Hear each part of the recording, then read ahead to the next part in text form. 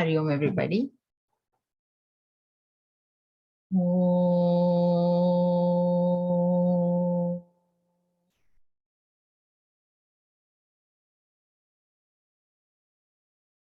Om.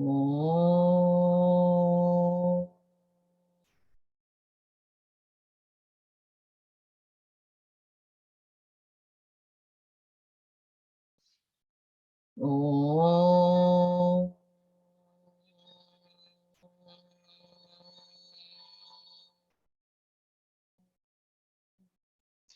Om Brahmanandam Paramasukhadam Kevalam Jnanamurtim Dvandvatitam Gagana Sadrisham Tattvamatsyaadilaksham Ekam Nityam Vimalam Achalam Sarvadhi Sakshibhutam Bhavatitam Triguna-rahitam Sadgurum Tam Namami.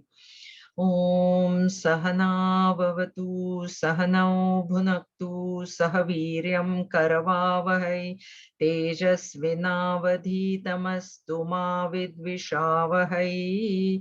Om Shanti Shanti Shanti. Harihi Om Shri Gurubhyo Namaha. Harihi Om.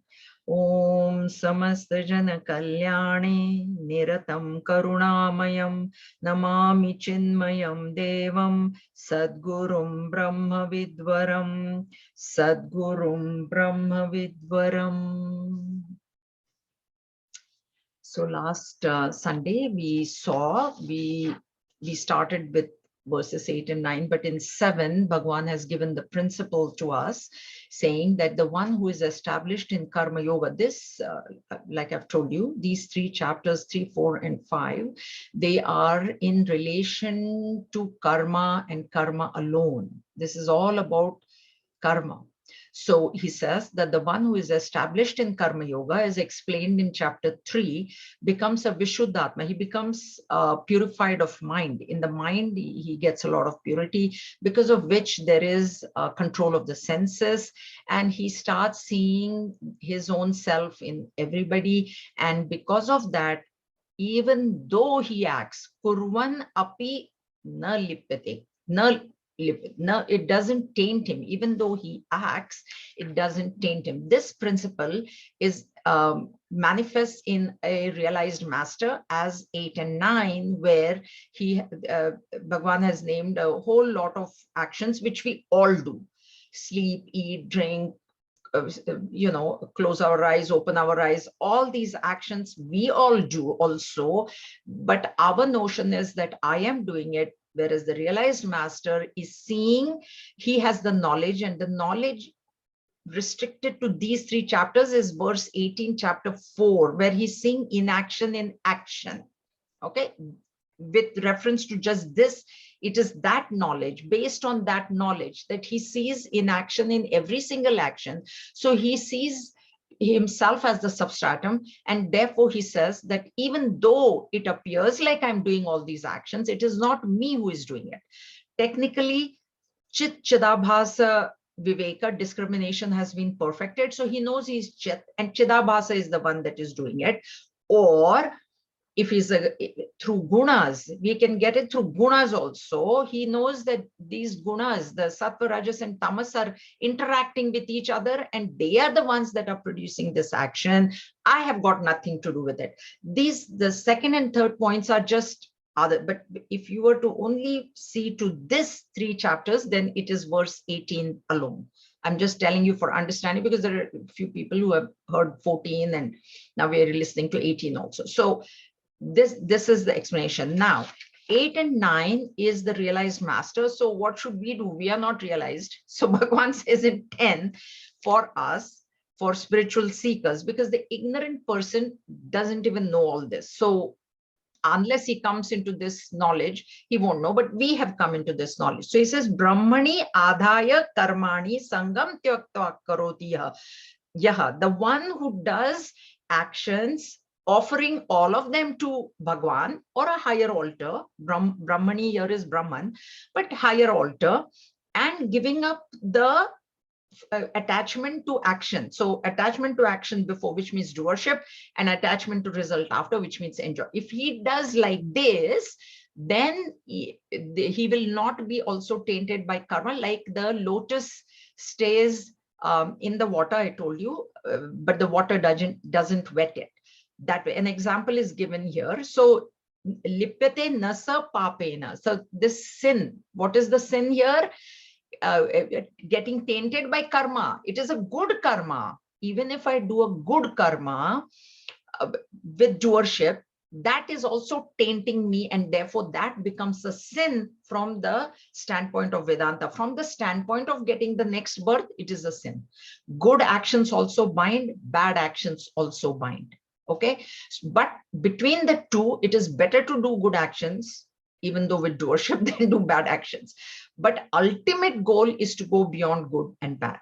So 10 is the attitude for spiritual seekers that Bhagwan is giving.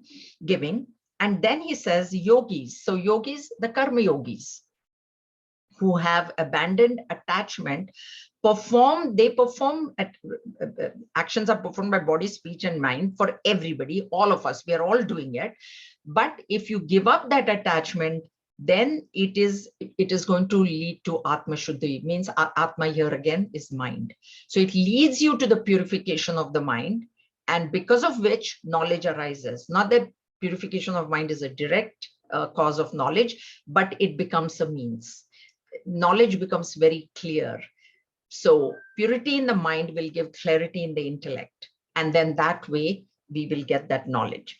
And then he went on to say, Yukta, the one who is integrated body, mind, speech, all three integrate. Karma phalam tyaktva shanti mapnuti. Once you give up, the reason that we get agitated is because we have so many desires in the mind. Intensity of the desire is directly proportional to the intensity of the result. And when the result comes, either I become very happy because either I get the result because of the work that I've done, or I won't get. In either case, the intensity of the desire is what is reflected when the result comes. And so if that is not there, the mind is at peace. I have this desire, I'm doing this action. It's okay if it comes, it's okay if it doesn't come. That is what will give peace. Ayukta kama karena phale sakta. Kama karena, kama desire, karena karan, cause. Because of the desire, because of the intensity of desire, he is phale sakto nibadhyate. He gets bound to the result. Okay, this is what we had seen. And then we were on verse 13, where he says that this sannyasi remaining in the city of 9 gates, I explained to you, it's either 9 or 7 or 11 gates. It is referring to the body. And the reason it is referring, Bhagavan has compared it to a city. A city those days was ruled by a king. That is the idea. The king, whatever the king decided, the subjects followed the king. So the subjects were under the control of the king. And the city body is compared to the city so that to tell us that these are our subjects, who the sense organs and the organs of action are our subjects. We are the king. And the subject should be following what the king is saying, not the king running after the sense. Means the mind should not be running out. That's why this example is given of city and king, So just as the city is ruled by the king, this city of the body, which is sense organs and organs of action, should be ruled by us. And the realized master, he stays in this city, sarva karmani manasa sanyasyaste. So in the mind, even though he is doing all the actions, he has renounced them. And he stays sukham vashi. He stays very, very happily, out of joy, out of bliss, doing actions not out of a push of desires, but doing actions out of joy, not for joy. What we are doing is we are doing actions for getting happiness, whereas the realized master is doing actions like a child says, just because I'm happy. I'm happy doing the action. So whether the result comes or not, my happiness, I have not put it in the pocket of the result. That is what we have done. We do. That's why Gurudev also used to say, do not put the key of your happiness in somebody else's pocket. That's what I do, because I want this result. So the key of my happiness is in the pocket of that result. So if that result comes, I'm happy. If the result doesn't come, I'm unhappy. That is not the case with the realized master. See, good actions give us good results. Okay, punya, the way it works is we do an action, and the punya is in subtle form. Action is gross, but in the mind, it's a good intention. So good action, punya, which will result in sukha. Bad action, papa, demerit, which will result in sorrow. This is how this comes. Now, there are mixed actions. So mixed action is an action where the action is good, but the intention is bad. And sometimes the intention is good, but the action is bad. So that's a mixed action, which will give mixed results. Idea for us is to do neither good nor bad actions. Now, when I say neither do means not physically do, we have to physically do good action, but with the mind detached from action and result. Because good also binds. We have to understand that good also binds. It taints. Good action also taints. Anything done with doership is tainting us. And the taint is that we have created a vasana for ourselves, which is now going to generate a next birth for us. So therefore, the idea is to go beyond good and bad. But at initial stages, it is always better to do good actions with good intentions, because at least it's guaranteeing you a better birth. At least that much, you know. So as we go along in the practice of karma yoga, therefore karma yoga becomes extremely important. So as we go along in the practice of karma yoga, we start getting more and more detached from the action as well as from the result. Now, this realized master lives in the city of this body, knowing that he is not the body. Here there is in the commentary, Bhagwan has put a Purva Pakshi in. The Purva Pakshi says, what is the big deal? He is also living, I am also living in the body. What is the big deal? The big deal is that I say I am the body and he says I am not the body. That is the big deal. This is what this is here. Sannyasi here, who is a realized master, he also lives like, that's what it said, you know, there's no difference. If you see externally a realized master, there's no difference. He also eats, we also eat, he also sleep, we also sleep. He also may go for movie, we also go for movie. He listens to music or watches TV. We do exactly the same actions that he does. But the difference is in the attitude. Therefore, here it says, even though he stays in the body, he does not have the thought, I am the body, which we do. So that's why anything that happens to the body, we get upset. That nobody says I am the body. Nobody goes around saying I'm the body, nobody says. But the manifestation of it is the worry that we have for the body, the fear that we have of death,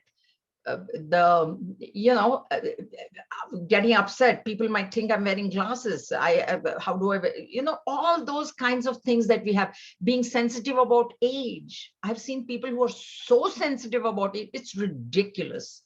It's only a number. It's only a number and belongs to the body. But then since they don't have this, they think I'm getting old. Whereas the realized master, he doesn't even bother. For us, we should know that what is getting old is the body, and whose body is not getting old. Am I the only one that is going up in age? Everybody's going. So what is the big deal? You see, this thing, it shouldn't matter. For us now that we are on the path, these are the things that should not matter. So that's why.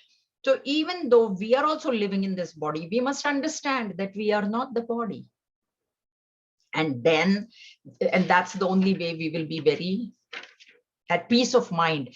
Another thing people don't realize is that happiness is in the peace of the mind. People think happiness is in getting objects, getting situations that I like, being near people that I like. This is a wrong definition of happiness. That is only pleasure. Happiness is in if your mind, see, outside all the circumstances might be favorable, but your mind is really agitated. Can you really enjoy those circumstances? You can never. But if your mind is at peace, even if there are adverse circumstances outside, you will hold your position. You will be like that lighthouse, you will hold, okay, these things, this bad thing is happening, okay, I will face it. That peace is what happiness is. So when that mind is always about, I want to go here, I can't go here, then it is not happiness. All right, let's move. न कर्तृत्वं न कर्माणि लोकस्य सृजति प्रभुः न कर्मफलसंयोगं स्वभावस्तु प्रवर्तते. Neither agency nor actions does the Lord create for the world, nor union with the fruits of actions, but it is nature that acts. Now, when it is said that the realized master says, I don't do anything. Okay, you don't do, but we are seeing actions right now. I may say, oh, I'm not the one that is speaking, but you are listening to me. So somebody is there, something is there because of which that action is manifesting. And this is what Bhagavan is now explaining. Exactly how is action manifesting? If I am not doing it, somebody, but how can I see if I'm not doing anything and there's nothing, then nobody should experience or see anything. But people see actions. Now you are hearing that I'm speaking. Now somebody must be speaking. So who is it? This is what this verse is now explaining. Prabhu, the word Prabhavati iti Prabhu, that is the meaning. Prabhavati, omniscient, the omniscient Lord. So what he's saying is, this omniscient Lord means Brahman, means pure consciousness. Na kartrutvam, na karmani. So kartrutvam is to make somebody else do, and karmani is do yourself. Okay, that is the difference. So what Bhagavan is, Bhagavan Shri Krishna is saying here is that the omniscient Lord, the pure consciousness, neither makes anybody do anything or neither he himself does anything. Okay, that is the straight meaning. The straight example is the sunlight. Sun. So sun is giving sunlight because why? It is its nature. It cannot help. It cannot say that, I'm here, but I will not share my light with anybody. So sun is there, light is there. Now in that light, people do good, people do bad. In light, theft will happen. In light, satsang will happen. So if that satsang is happening and the bad thing is happening, is the sun getting any merit or demerit out of it? That is the point. This is the straightforward point. Okay. Now, even though, so same way, when good actions are happening, bad actions are happening, whatever that is happening, the Lord is not doing. But then who is doing? What? Who is doing? So, and then na karma phala sanyogam, also the result. Bhagwan is not giving a result, or is he, tainted by that result or affected by that result? Swabhavaha tu pravartate. This swabhava is the key word here. So if Bhagwan is not doing it and Bhagwan is not getting tainted, but I do see action, that means there is something in between which is doing action. Now that Bhagwan is saying here, swabhava. So let's understand this swabhava. Swa, self, myself. Bhava, identification. Okay. Or swabhava, nature. Swabhava, prakriti. Swabhava, maya. Now let's see how maya works here. All right. So there is a charcoal. Okay, charcoal, and it's a burning charcoal, and I hold it on my hand, and then I get a blister. Now the question is, who gave me the blister? How did that blister come? So I say, oh, charcoal gave me the blister. Charcoal gave me the blister. Now, if you look at the nature of charcoal by itself, it is cool.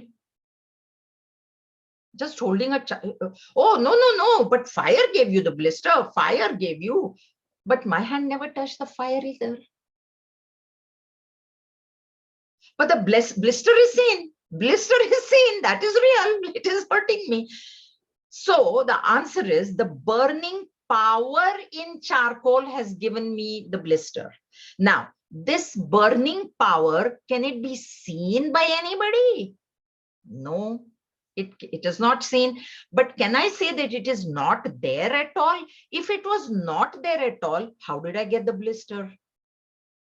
So obviously there is some sort of burning power in that charcoal, which has given me the blister. If you say, show me the burning power, you can't show. You can show charcoal, which is absolutely cold. You can show fire, which is absolutely hot, but the hand didn't touch the fire and the charcoal cannot give the blister. But there is something in between. Okay, so what has happened is that charcoal has come in physical contact with the fire, because of which it got the burning power, because of which it gave the blister. This burning power is this swabhava in between. So fire is like pure consciousness. Okay, the ego is getting enlivened by this fire. That's why if you say, show me ego, show me the enlivened ego. No. How do you know enlivened ego? The manifestation, I'm speaking. The blister is like my speaking. So I am speaking, because of which you have to presume that there is an ego which is enlivened. Direct pure consciousness cannot speak. It doesn't have any organs of action or organs of perception to speak. Fire is not touching the hand directly. So fire has not given the blister. Charcoal is like, it's the mind, our mind, which is inert. How can an inert entity act? How can inert entity speak? How can the cold charcoal, which is by nature, it is cold, it is cool, how it can give blister? It can't. It can't.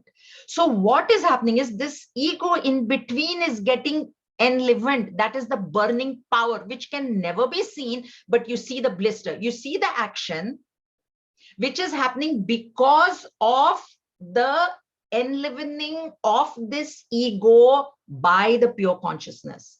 So in between this swabhava, this maya, this prakriti is there, because of which this action is now manifesting. And therefore here Bhagavan says that is pure conscious, did the fire say to charcoal, come, let me, give you the burning power, now go sit on the hand of that woman? Is the fire saying anything? Fire is not saying anything. Is pure consciousness saying, is the sun saying, you know what, there is light, why don't you go and commit some theft, rob a bank or something? Is the sun telling us to do satsang? Is the light telling me to do satsang? Light is not doing anything. So if I say that, oh, this satsang is happening now, this bulb is going to get punya, it can't. It can't. It is not doing anything. This is what Bhagavan is saying here. It is the same thing, modern example, if I have to give, car. So you have a car, you're driving the car. Okay, now who is driving the car? I am. Okay, I am the driver. So I am driving. Yeah, but could you have driven the car without the gas? No, gas has to be there. So is the gas driving the car? No, gas is not driving the car either. So who is actually driving the car? It is the horsepower in the car. When you ignite, what is happening? The gas is getting converted into horsepower. That horsepower is what is actually making the car move. You're only steering. You're only giving direction to the car. But what is now? Show me horsepower. Where is the horsepower? Nobody can see it. Nobody can see it. This is what is happening. This is the phenomena of action. This, the realized master knows very well. So he says, I am that sunlight, I am the fire, or I am pure consciousness. Fire will say, I didn't give you the blister. You didn't touch me. I didn't give you the blister. Son will say, I didn't commit the theft.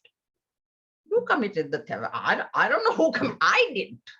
I didn't. This is the position of the realized master. I didn't do any action.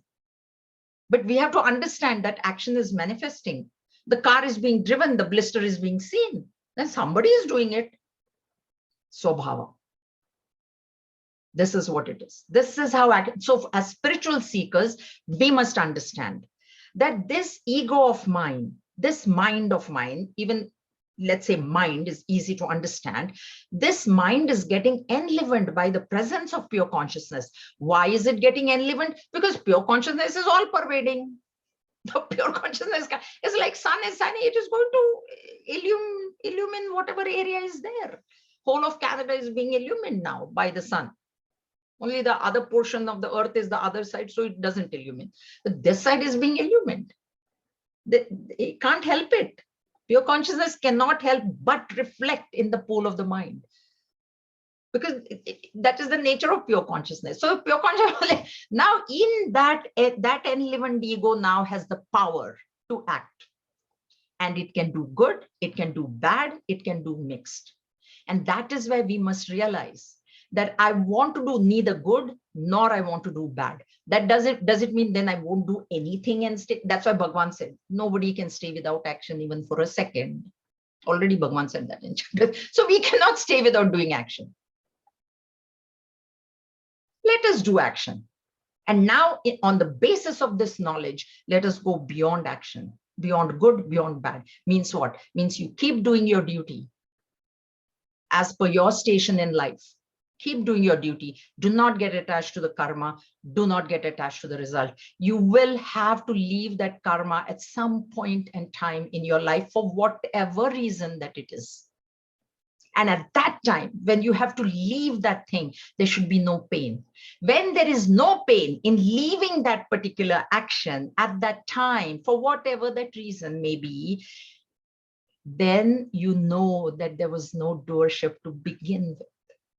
If there is pain while leaving it, know that there was doer. You may have said, "Oh, I have no doership. I have no attachment. I have no do." No. So this is what this is. Okay, very, very important verse, because it is explaining the source of action.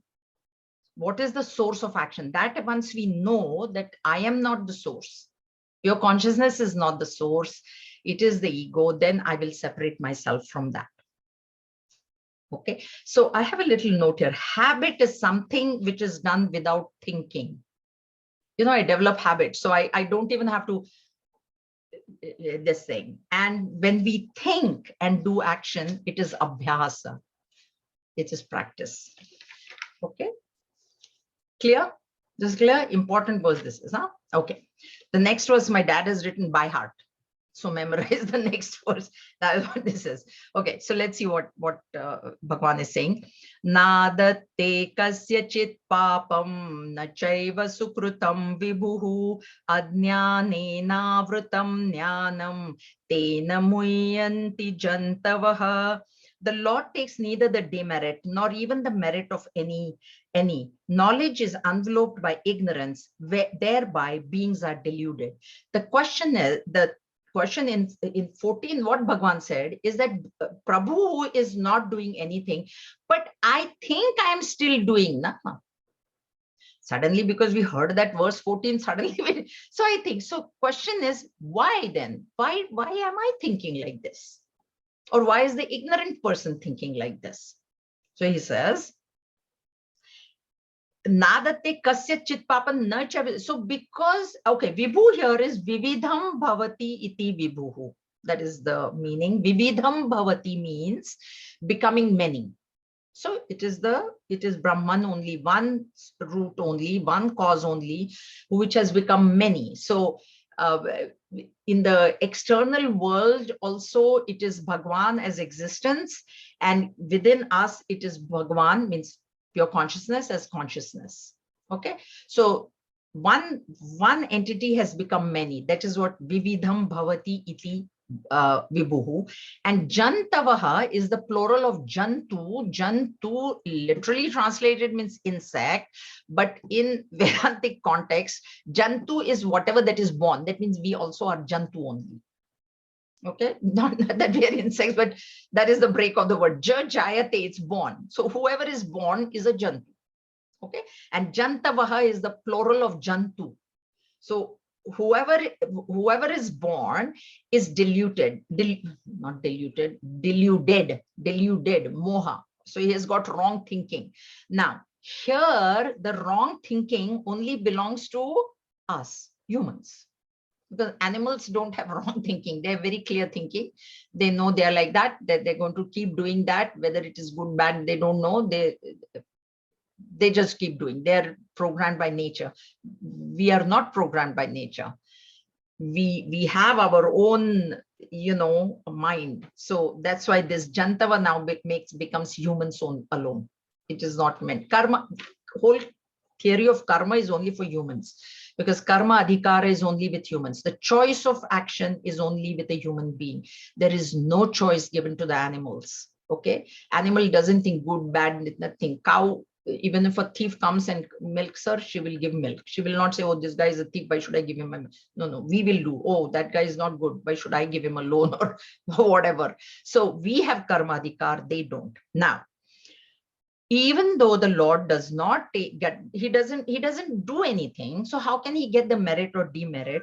Then I think that, immediately, if anything bad happens to me, why did God do this to me? Then the problem is, we can say that for bad, but good also, when it comes, we should be saying that we don't say. That is where the problem is. When good things happen to us, when we win a lottery, we should, why did you give it to me, Bhagwan? Why did you not give it to my neighbor? Bad, you should have given it to my enemy. Why you gave it to me? That's where and that is the delusion. So this Ajnane Avritam Jnanam, the jnana that pure consciousness is not doing anything, is covered by Ajnana, ignorance. Now, what is the nature of this ignorance? There are lots of discussion on the nature of ignorance, So the two things that are talked about in ignorance is it Bhava Rupa or Abhava Rupa? Bhava is presence, abhava is absence. Is it of the nature of presence or is it of the nature of absence? There are like books and books written on this, but very short, I will explain to you. The result is, actually one person went and asked Swamiji when I was doing the course, and Swamiji said, it took me 2 years to figure this out. Now you go think and figure it out. He actually, anyway, but I will give you the answer right away. No need to think for 2 years. It is Bhava Rupa. It is of the nature of presence. And why is it of the nature of presence? Is because I'm experiencing ignorance. Now, how am I experiencing ignorance? By thinking that I am the body. That is ignorance. By thinking that the world is real. By thinking that happiness is in the world. By thinking that karma can give me moksha. Karma can, see, moksha for me is happiness. Action will give me happiness. All this is actually ignorance. I think it is knowledge. It is great knowledge. If I do this, then I'll get this promotion, then I'll get this, then I'll get that, then I'll be happy. And I think that is all knowledge. But as for Vedanta, it is ignorance. It is ajnana. This ajnana, therefore, is bhava rupa because it is experienced. That's why it is not absent. If it was absolutely absent, then none of us would be deluded. We would absolutely know that I am the pure consciousness, and everybody would have been liberated. But we are not. We are not. And why do I know that I'm not liberated? Because I experience sorrow in my mind. At some point in our life, we have experienced, even after coming into this knowledge, we have experienced sorrow. But then when you are a little bit established in this knowledge, you will be able to deal with that sorrow in a very proper way. That is the thing. It is not that sorrow will not come. It will come. But how you deal with it will be totally different than how somebody else deals with it who has not this knowledge. Okay, so ignorance is bhava rupa, because it is experienced, and this ignorance is what is deluding the human beings. It is as though covering the jnana. Now, why do we use the word as though? Eva word, I've told you before, is very important in Vedanta. As though covers, because if it was really covering, knowledge, and when I say really real, that's what I mean, quote, really real, we could never get rid of it. That is the point. If it, see, what is really real, like pure consciousness, you can never get rid of anything which is really real. And therefore, in this entire world, only one thing is really real, pure consciousness. Everything else, if you remember the chart, other than Om, everything underneath is only relatively real. The reason is we can get rid of it. So ignorance, it is bhava rupa, but at the same, it is bhava rupa because it is experienced, and at the same time, it is not really real because it can be removed. It may not have been removed for me as yet, but we do see realized masters who have gone beyond this ignorance, which tells us, that ignorance can be removed, which tells us that it cannot be really real, because it can be removed, it can be ended. Maya can end. That is the difference between Maya and Brahman. Maya is also beginningless. Prakriti is also beginningless. Bhagwan is, pure consciousness is also beginningless. What is the difference? Pure consciousness has no end. Maya has an end. Ignorance has an end. Pure consciousness does not have an end. So it is of the nature of presence. It is present because experienced, and it is not really real because it ends. It ends in what? In knowledge. Just like when the sun shines, the darkness cannot remain. Now, here, Madhusudan Saraswati, who has written the Pushpika and who has also written the Gita Dhyana Shlokas, he has a commentary on the commentary of Bhagavan Shankaracharya. So that second commentary is called a Tika. It is called It is not called Bhashya. It is called Tika. The Bhashya is the original. So Bhashya is Bhagavan Shankaracharya, and then Tikakar is Madhusudan Saraswati. So in his Tika, what he does is he will take one line of Bhagavan Shankaracharya and he'll make it into one paragraph. That is the advantage of studying under a teacher, because our Acharya did all this. We didn't directly read Madhusudan, but Acharya read. Now what he says, Madhusudan Saraswati says, there are 9 kinds of delusions that are happening. Bhagavan Shankaracharya's commentary says there is delusion that is happening, and because of that, and whatever I told you so far. Now Madhusudan Saraswati ji says there are 9 kinds of delusions that are happening. So the first kind is the delusion with regards to knower, knowledge, and known. That is the first three. Second is doer, doing, and the object of doing.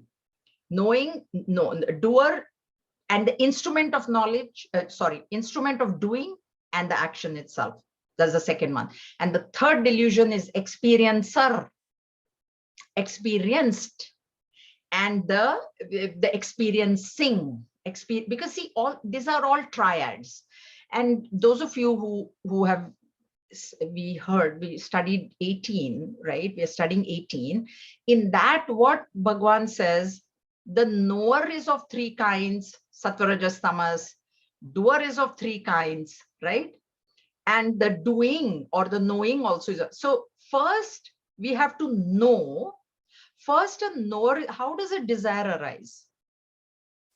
First, a knower has to be created. How does a knower gets created? Is either he sees or he hears. You know, I hear something that this is good, this movie is good, or this place is very nice to see. Now a knower is created. Now that knower has this desire to go visit the place or go whatever do. So then a doer is created. And then the doer, once he does the action of going there, then the experiencer is created. So the knower comes first, doer comes second, experiencer comes third. Suddenly, if I don't know anything, how will I will I experience anything if I just don't know that something is existing? How will I experience it? So knower has to be first. Now, the delusion, what is happening is, I think I am the knower. That is what I think. I came to know that, this movie is very good, or this drama is very good, or this place is very good. Now I came to know. So there is an object. That object is temporary, finite. So that is also a delusion, because what object is what actually it is only existence principle, but I think it is an object. Now I want to enjoy that object. So I go do things to take me to that object, whatever, buy a ticket, plane ticket, or buy a movie ticket, and then I go. Now that doer also is who Chidabhasa it is. So that also is a delusion. And then I think I enjoyed, so nice, what a nice movie, and I enjoyed. Who is the I? That also is a delusion. Therefore, Madhusudan Saraswati ji breaks it up. This is how the Tika is written. Tika is always, they will take one word or one line of the Bhasha, they will elaborate on that one line, or even one word he has elaborated. Okay. So this is how this delusion is happening. Now that we know that the delusion is happening, we should try and stay away from it. No, it doesn't mean that you don't do. It doesn't mean that you don't enjoy. Don't misunderstand. Okay, otherwise there can be great misunderstanding. Is worst. Either you don't understand or you understand properly. So you do, you enjoy, and let go. That is the thing. You let go. Don't wait for it to come again. Okay, let go. It's okay. I enjoyed. It was my prarabdha. It came to me. I enjoyed. I suffered, because prarabdha can bring you bad things also. Okay, it came. I'm suffering, or this is happening because of my prarabdha. God, give me the strength to bear this, and even this too shall pass. That line should never be forgotten. Even this too shall pass. Okay. All right. ज्ञानेन तु तदज्ञानं येषां नाशितमात्मनः तेषामादित्यवत् ज्ञानं प्रकाशयति तत्परम्. But to those whose ignorance is destroyed by the knowledge of the self, like the sun, to them knowledge reveals the supreme Brahman. So people are deluded, thinking that they are the ones that are doing it, because Bhagavan already told pure consciousness doesn't do anything. The way it works is, pure consciousness doesn't do anything. I am in reality the pure consciousness. Okay, and that is why I don't do. Right now, I'm deluded into thinking that I am the body, mind, intellect, and therefore I think I do. And therefore, Bhagavan explained that the actual doer is Swabhava, Maya, ignorance. The enlivened ego is the doer. The burning power in the charcoal is the doer. The horsepower in the engine, car engine, is the doer, not the driver, not the fire, not me. Okay. Now, when this ignorance is removed, and I told you, ignorance is of the nature of presence because it is experienced. But when it is removed, when Bhagavan is saying when it is removed, means there is a possibility of it being removed. Otherwise, Bhagavan would have said, okay, this is how people are, and that can never be removed. It's really, that's why we know it is not really real. It is not really real. It has an end. And where will it end? It will end only by knowledge. If I think that karma is going to remove, see, karma is an action. Karma is finite. Karma is in the realm of duality. Okay. So karma is a child of ignorance. Karma is an effect of ignorance. And an effect can never remove its own cause. It can't. So effect is existing, means there is a cause. So effect can never remove the cause. What can remove the cause is the antidote, opposite. If the cause is ignorance, avidya, then vidya becomes knowledge, becomes the antidote, becomes the opposite. And therefore only knowledge can remove ignorance and not karma. This point of action, karma, we must understand very, very well. The question comes, why should I do karma? Because you need purity of mind. To even understand this principle, we need a certain purity in the mind. That's why those who hear this first time, suddenly if they hear this first, they're like, what does she mean? But we have heard 4 chapters now. So we have heard Karma Yoga, and that is the point. You hear Karma Yoga, you start right there. You start the practice right there. Okay. So by the knowledge of the self, like the sun, means like the sun, when it appears, the darkness is immediately removed.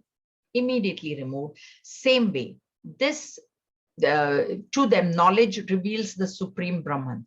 So in Kathopanishad, it is said that the one who chooses her means Shruti, chooses Shruti or chooses Saraswati, because she is the goddess of knowledge.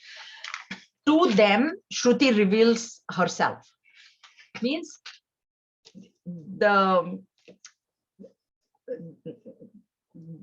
what should I say? Okay. The one who chooses her exclusively, she herself will reveal herself to them. How do I choose? What does it mean by choosing exclusively? Like, it is not a choice that you go into a sari shop and then exclusively you like a sari. It is not like that. The manifestation of choosing this pure consciousness exclusively is in the effort you put to purify your mind. That is the effort that needs to be put. That is tangible. Effort is tangible. Karma yoga, doing karma yoga is very, very tangible. So that effort, when you keep putting in to purify your mind constantly, and what is purification? Reduction of likes and dislikes. So I told you, instead of love and hate, like children use that, I love so much and then I hate. Instead of that, bring it to like and dislike. Bring it to neutral. I neither like nor I dislike. It's okay. It's okay. This is how you neutralize that like and dislike. When you start doing that, Saraswati knows. She's goddess. She's goddess knowledge. She knows that, okay, this person is really trying to gain me. And when the mind becomes ready, how is it ready? When it is sufficiently purified, she herself will come. And therefore, the example is given of the bee and the flower. The flower doesn't go anywhere looking for the bee, honeybee. The flower just goes on blooming, blooming, blooming. And when it is ready, the bee understands and comes and pollinates. That way, we also should not run here and there. If there's no need to run anywhere, it is your mind that you have to transcend, and your mind is with you. So you sit at one place and you keep purifying your mind. That's all there is to it. And sitting at one place means that you sit and don't do it. No. You go about your duties in life with a particular attitude. And this is what happens when when the knowledge comes, the purity, when the purity comes, knowledge will come. When knowledge comes, ignorance will be destroyed. So here I have another note by Madhusudan Saraswati Ji. So if all the beings are, since it is said, this is Madhusudan Saraswati, since it is said that all beings are deluded, what is the nature of this delusion and how can they come out of it? How do they come out of it? Nature of delusion is concealing and projection. This is what we have to understand. There is a veiling and then there is a projection. These are the two aspects of Maya. This is what he is explaining. So Maya, or ignorance, or Prakriti, has got two aspects. First, the veiling happens. Unless veiling happens, the projection cannot happen. And we give our example of snake and rope. I walk into the room and first the rope is veiled, because if the rope was seen as soon as I walk into the room, there would never be any delusion. But the rope is veiled. And because of that veiling, now I project. Either I can project a snake or I can project a garland. So happiness and sorrow, sadness, both are projections because of the veiling. And that is what the delusion is. So this delusion can be removed by what? With snake and rope. Turn the light on, you will immediately see the rope as a rope. So turning the light on is this knowledge that we get. By how? By purifying the mind. Now, we have to also understand one more thing here. When I walk into the room and I say it is a snake, and then somebody comes in and turns the light on, have I destroyed the snake? Is the snake destroyed or is it falsified? The snake was not there to begin with. How can you destroy something which was never there? So because it is said here, Nashitam Atmanaha, Nashita is destroyed by knowledge. This destroyed, we must understand very well. In my book, there is a typo, but hopefully in your book, it has been corrected. So destroy, but that's okay. Destroyed. This destroy word also must be understood correctly. Ignorance can never be destroyed. It can only be falsified. It can only be negated. Just like the snake can never get destroyed because it never was there. Therefore, ignorance was never there to begin with. This is now another subtle point that you go behind. First, it is Bhavarupa because it is experienced. It has an end, so therefore it is not really real. But it only has to be falsified. It is not destroyed. That word destroy must be understood correctly. Just like, or the mirage waters. You see waters, you're walking in the hot sun, you're thirsty, you see the mirage waters, you go running towards it. Did you destroy the water or did the sun evaporate the water? No, it was not there to begin with, but you thought it was there. That was a delusion. So this is how ignorance is to be tackled. Okay. All right. Any questions? All clear? Okay. I'm going to read the next one. It's but only I'll just read it. The explanation we'll do next time because this is a important verse again. This is a detailed scheme of sadhana. So what do I do to remove this ignorance? See, every chapter is complete in itself. Okay, so this is what Bhagwan is saying. This is the sadhana that is required. Tad buddhayastadaatmanaha tannishthastat parayanaha gacchantya punaravrittim jnana nirdhuta kalmashaha. Intellect absorbed in that. Note that is with a capital T.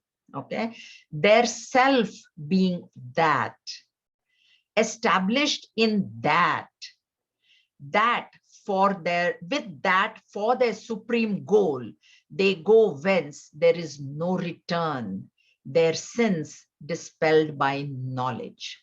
Okay, so that what tad is being said, tad buddhaya, tad atmanaha, tat nishtha, and tat parayanaha. Parayanaha, para ayanam, ayanam, abode, para, supreme. Supreme has got two connotations, beyond which there is nothing, and it is supreme, so it is a point of no return. So when it is said tat buddhaya, means buddhi, intellect, buddhi which considers that to be the supreme, that representing pure consciousness. Okay, then here tad atma, this atma is not pure consciousness here, atma is mind. So when the intellect thinks that is what is supreme, then the mind will abide in that, if the mind is under the control of the intellect. Okay, that is where we need purity of the mind for the mind to understand that what the intellect is saying is correct and not what the sense organs are telling me to go outside. That is not correct. That is the purity. Then tan nishtha, with this mind and intellect nishtha, abidance, that abidance will come in that supreme abode, para ayanam, gachanti na punaravratim, that supreme abode where you go. That's why param took on, I told you, gachanti na punaravrati means once one goes there, he will never come back to this relative world. And how will that happen? Jnana nirdhuta kalmashaha, kleshas, impurities. The impurities that are given by karma, they will be they will be destroyed, they will be negated in jnana. In jnana. So only one thing, there's a very humorous story, and I will tell you next time. And if I forget, please remind me that I was going to tell you a story, because you know what, it just happens. I keep reading, and I just read that story 2 days ago, and I'm like, oh, that really fits in with 17. So I have to tell you that, but I'll tell you next time. But only one line I'm going to say. See, if the intellect thinks that money is supreme, suppose, I think riches, then what will happen in every transaction of mine, I'm going to say, how much money is it for me? How much money, right? How much money is, or if the intellect thinks power and position is supreme, okay, then I'm going to say, are you going to make me president of the thing if I work voluntary for your this thing? Are you going to make me the president? Are you going to give me a position if you want me to come on the board? What is my position going to be on the board? Am I just going to be a director, or am I going to be something, secretary, treasurer, something? So whatever the intellect thinks is most important, the whole, that whole mind is going to go towards that. So the idea here is, if the intellect thinks that pure consciousness is the most important, then your whole mind will be directed towards that. That is the idea here, and we will elaborate next time. It's an important verse. Okay. So any questions? Okie. All right. Okay. So we'll see you next time. We'll see some of you on Monday. Also, we'll see tomorrow. Actually, right now, I just will let you in on a secret. So I've been reading Bhagavad Gita commentary by somebody else, and suddenly, I had the thought that it's not possible to remember the entire Bhagavad Gita, but it is definitely possible for us to get little tidbits. So I'm making a list of all those, and I'll give it out after we do chapter 18, so that so you don't have to remember the whole verse, but if you just remember, and just as an example, if you just remember Sukha Dukhe Same Krutva, don't have to remember the whole thing. So I'm compiling. So it gives me great pleasure to compile, as I'm thinking from every chapter, I've been compiling those. So I'll give that. So if you just keep, thinking of those, keeping those in mind in every interaction of ours, it'll help. It'll give us the whole idea of Bhagavad Gita. Okay. All right. Okay.